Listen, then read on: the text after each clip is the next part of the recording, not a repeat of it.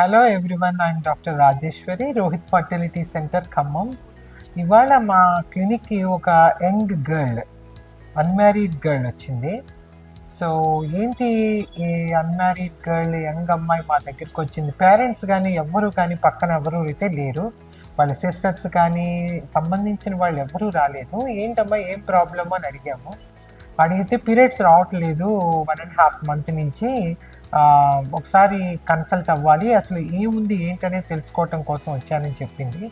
So మనం pregnancy test చేసినప్పుడు pregnancy positive వచ్చింది. సో పాజిటివ్ వస్తే ఇట్లా అంటే అన్మ్యారీడ్ గర్ల్ కాబట్టి అంటే ఎందుకని అంటే ఇంట్లో పేరెంట్స్ కూడా ఎందుకు చెప్పలేదు ఏంటని అడిగితే చెప్పలేదండి, నాకు ప్రెగ్నెన్సీ లాగా అనిపించింది. ఈ ప్రెగ్నెన్సీ పోవటానికి మెడికేషన్ అలాంటివి నాకు కాదు, నాకు పప్పాయి ఇస్తే నాకు పప్పాయితో ప్రెగ్నెన్సీ పోతుందా, నేను పప్పాయి తిందాం అనుకుంటున్నాను, ఇది కరెక్టేనా అని అడగటానికి వచ్చింది అమ్మాయి. అంతేగాని ప్రెగ్నెన్సీ పోవటానికి మెడికేషన్ కూడా రాలే. పప్పాయి తింటే అంటే బొప్పాయి కాయ తింటే వస్తుంది పోతుందంట కదా అని అడగటానికి వచ్చింది.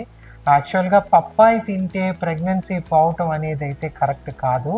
ప్రెగ్నెంట్ లేడీస్ కూడా పప్పాయి మంచిగా తీసుకోవచ్చు. పప్పాయిలో చాలా ఉన్నాయి, అంటే మేలు చేసే గుణాలు చాలా పప్పాయిలో ఉన్నాయి. కానీ ప్రెగ్నెన్సీ పోవటానికైతే మాత్రం పప్పాయి ఏ రకంగానూ కూడా ఉపయోగపడదు.